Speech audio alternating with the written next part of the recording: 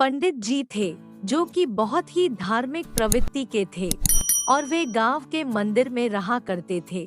वे अक्सर लोगों को ज्ञान की बातें बताया करते थे और जो भी मंदिर आता पंडित जी उसे जरूर कहते हैं, जो जैसा बोएगा वो वैसा ही काटेगा। सबको अपने कर्मों का फल यही भोगना पड़ता है, जिसके कारण वहाँ के लोगों को पंडित जी पर बहुत विश्वास था और सभी लोग पंडित जी के बहुत आदर करते थे, जिसके कारण पंडित जी के ज्ञान की प्रसिद्धि दूर दूर तक फैल गई थी। पंडित जी के ज्ञान की बातें दूर रहने वाले एक गांव में 3 चोरों को भी पता चली, तो वे तीनों चोर पंडित जी के बातों से सहमत नहीं थे। उन चोरों ने मन बनाया कि क्यों न पंडित जी से मिला जाए और उनकी बातों को झूठा सिद्ध किया जाए। ऐसा सोचकर वे तीनों चोर भेष बदलकर उस मंदिर में पहुंच गए, जहां पर उन चोरों ने पंडित जी को देखा। तो उन चोरों ने पंडित जी को प्रणाम करके उनसे ज्ञान की बातें बताने को कहा। तो हर बार की तरह पंडित जी ने बताया कि जो जैसा करेगा वो वैसा भरेगा, अर्थात जिसकी जैसी करनी होगी उसकी वैसे भरनी होगी। तो यह बात सुनकर तीनों चोर एक बार फिर से पंडित जी से असहमत हो गए और उन चोरों ने कहा कि ये कैसे हो सकता है कि जो जैसा करता है उसे वैसा भरना पड़ता है, क्योंकि इस समाज में अनेक ऐसे लोग भी हैं, लोगों के मुफ्त के धन पर ऐश कर रहे हैं, फिर उन्हें तो कोई कष्ट नहीं हुआ और ऐसे लोग तो मजे से अपनी जिंदगी जी रहे हैं। लेकिन पंडित जी अपने बातों पर अडिग रहे और बोले, आप लोग अगर मेरे साथ कुछ दिन रहोगे तो इस बात को सिद्ध कर दूंगा।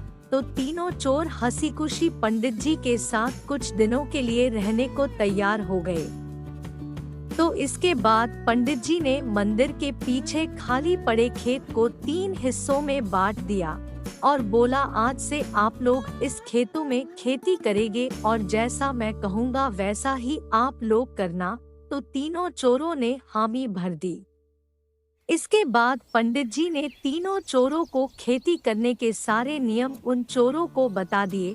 फिर इसके बाद वे तीनों चोर अपने खेतों में खेती करने जुट गए। एक चोर अपने खेतों में खूब मेहनत करता और कोई समस्या होती तो पंडित जी से सहायता लेता और इस प्रकार वह एक अच्छे किसान की तरह उसने अपने खेतों में खूब अच्छी फसल लगा दी। इसी तरह दूसरा चोर भी अपने खेतों में थोड़ा कम मेहनत करता था और किसी तरह उसने भी अपने खेतों में फसल लगा दी, जबकि तीसरा चोर तो अपने खेतों में थोड़ा सी भी मेहनत नहीं करता था और बस खेतों में थोड़े से मेहनत करके किसी तरह बीज को बो दिए। और कुछ महीनों पश्चात जब तीनों चोरों की फसल तैयार होने का समय आ गया, पंडित जी बोले, चलो अब मैं आप लोगों के फसल को देखूंगा कि किसकी फसल कैसी हुई है। इसके बाद पंडित जी जब खेत पर पहुँचे तो देखा कि पहले वाले चोर की फसल काफी अच्छी लगी है, जबकि दूसरे वाले चोर की फसल थोड़ा कम लगी है और तीसरे वाले चोर के खेत में नाम मात्र के खेत में कहीं कहीं फसल लगे हुए हैं।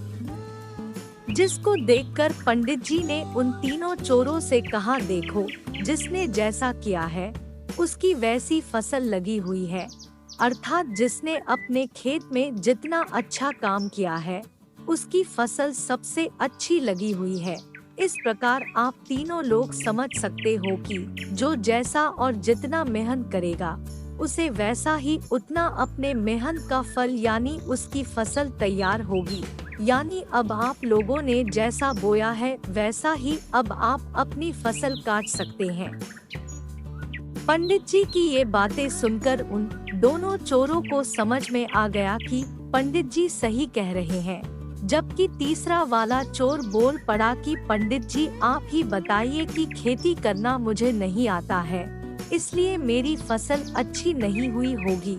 लेकिन पहले मैं चोर था, खूब चोरी की और हमेशा खुशहाल रहा, कभी मुझे अपने गलत कामों के लिए कोई सजा नहीं मिली। तो पंडित जी ने उसे समझाते हुए कहा कि हो सकता है तुम्हें अभी तक अपनी गलतियों की सजा न मिली हो, लेकिन इस बात को भी नहीं भूलना चाहिए कि जब यदि कभी तुम पकड़े जाते तो हर बार की गलती की सजा एक ही बार में मिल जाती तो तुम क्या कर सकते हो। इंसान अपनी गलत कामों की वजह से बार बार बच सकता है, लेकिन जब उसके बुरे दिन आएंगे तो फिर कोई बचाने वाला नहीं मिलेगा। पंडित जी की ये बातें सुनकर उस चोर की आंखें खुल गई और तुरंत पंडित जी के पैरों में गिर पड़ा और अपनी गलती मान ली। इसके बाद तीनों चोरों ने चोरी छोड़ देने के साथ ही पंडित जी के साथ रहने को तैयार हो गए और फिर वे पंडित जी के सच्चे सेवक बन गए। तो देखा दोस्तों, उन चोरों की तरह हमें भी अपने जीवन में ये कभी कभी महसूस होता है कि हम जो करते हैं वो हमेशा सही होता है और हमें लगने लगता है हम सभी चीजें सही कर रहे हैं, इसलिए हमारा कोई कुछ नहीं बिगाड़ सकता है। लेकिन ऐसा करते हुए हम ये भूल जाते हैं कि यदि हम गलत रास्ते पर चल रहे हैं तो हमें इसकी सजा नहीं मिलेगी, क्योंकि हो सकता है उस समय परिस्थितियां हमारे अनुकूल रही हो, इसलिए हम बच जाते हैं।